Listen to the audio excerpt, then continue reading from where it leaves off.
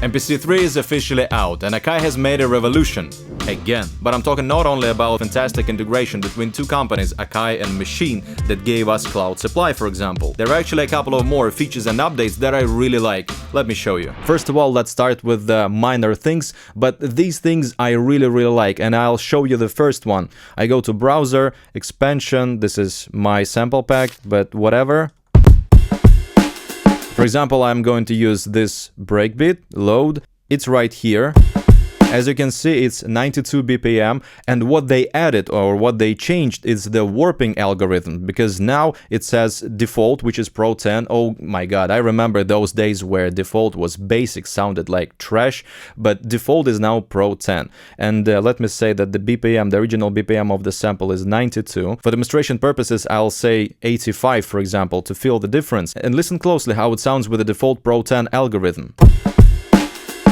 It sounds terrible, right? Because all the transients are blurry, and of course this is not what you should use while stretching the drum breaks. But then again, there is the new Repitch version. Listen closely, the transients are still there.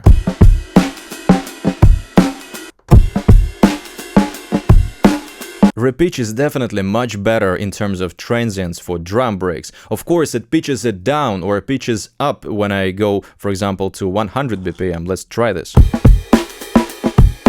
But still, it keeps the transients, and I really believe that this is just the beginning. We're going into the slicing or bits algorithm. You guys who use Logic, who use Ableton, you know what I'm talking about. The new algorithm, or actually if you use the MPC software, there is the Elastic Pro algorithm that stretches or warps the sound of the drum breaks much better. And this slicing algorithm, this beats algorithm from Ableton, this is what I really want to see in the nearest future, and I really hope that they are working on it, because they added new algorithm.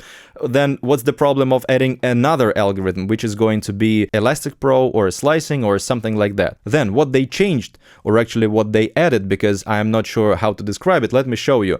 New track, I'm going to use the key group, and right here there is a lot of things that changed under the hood. For example, what is a key group? A key group, when you take one sound of, for example, C of piano or B of some, I don't know, lead sound, and then you use the key group to play your own synthesizer, so to say, sample-based synthesizer. Oh my guys, what they changed, it's so incredible. Oh, and by the way, I have the sound that I grabbed from the Iridium. I think it was Iridium, yes. So let me actually go and grab this sound. Iridium Ice Cave. Let me load this one. So this is the key group that I grabbed from the synthesizer, and actually how do you do this? You go to menu, you go to sampler, you hit this button, and then it's called auto sampler, and then you attach your synthesizer with the USB cable and the audio cable, like this one, for example. We have 8 layers of sound, so you can sample up to 8 layers of synthesizer of different velocity, for example, so it will make your key group much more interesting. I have unfortunately only one layer that I sampled because it happened like probably 3 years ago, and just when you look at it, there is nothing new. But when you press or actually unpress the legacy button, there is a lot of things that changed. First of all, I'm going to use the loop, so it goes back and forth. Alright, then filters. This is absolutely new. So guys, just imagine, this is the new built-in Rompler sampler synthesizer with incredible amounts of settings in your MPC track program edit. This is insane. This is like OPX, but not a plugin with your own samples. The capabilities of this, the creativity is almost unlimited.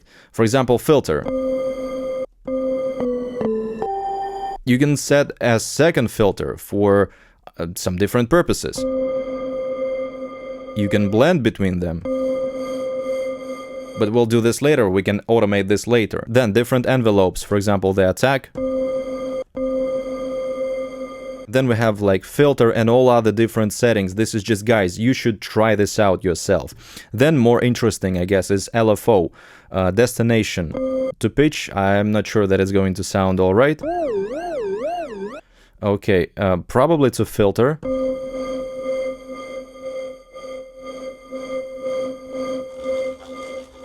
Panning left and right.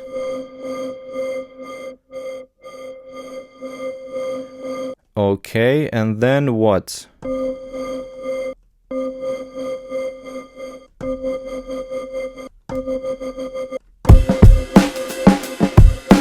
We have 4 LFO engines right here, which is absolutely crazy. Not every synthesizer can do this.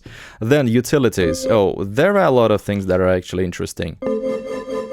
We can use a glide effect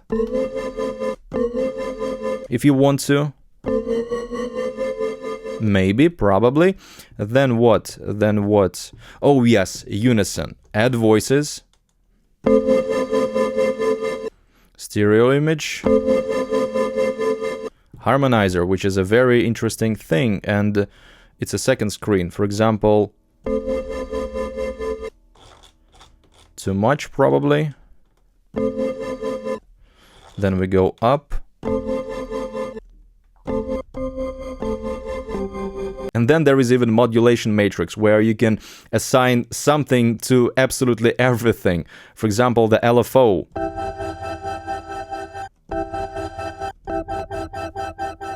Why not? The updated key group is just fantastic. Once again, legacy returns it to legacy, and then again, this is the new workflow. And if you want to learn how to use these instruments professionally, MPC or SP, there is a special educational course prepared for you. The link is in the description. And now we're coming to the most interesting part, which is the integration between native instruments and Akai. This is like DC Comics uniting with Marvel. I would never imagine having such a combination like this in my entire life. This is like dream coming true. Let me actually create a new track. It's going to be a plugin, and then we go to sounds. Wow, we can add cloud supply. I've been using this cloud supply like 3 or 4 years ago, I don't quite remember, but I was using it on my computer, and I would dream of having something like this on my MPC. But then it was quite a huge rivalry between these two companies, Machine versus MPC. Everyone was fighting. Well, now we have the collaboration between the two greatest companies, and I have always respected Native Instruments for their keyboards and especially for their plugins, because with plugins, I guess Arturia and Native Instruments are the best, and then comes everyone else. But now it started, guys. It only started, because now we have 3, then they are going to add 2 more, like they are upcoming, coming soon. But then on the Native Instruments website, there is already like a preview, and suspiciously there are like a lot, like Stacks is there and Massive is there. I'm not sure if it's like some just random picture for a random promotional campaign, or they deliberately placed Massive there. But if we get Massive on MPC, I think the deal is closed. I mean, everybody would use the MPC instead of choosing something else. But anyway, let's try some sounds. And I already like it. It's already fantastic. And like, listen to how quickly it changes the sounds. For example, Fabric XL changes the sounds extremely slowly.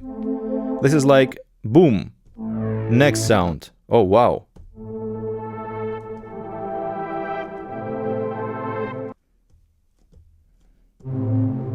I'm not sure that it will fit my drums, but I will try.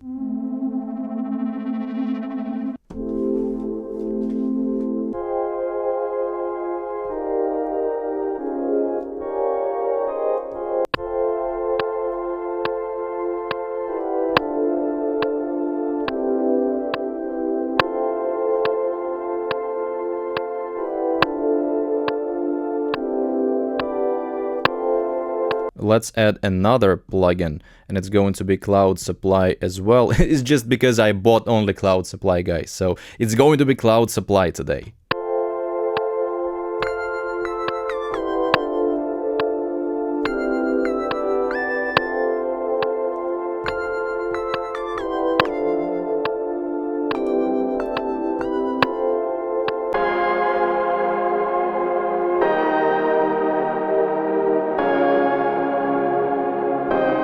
I like these sounds.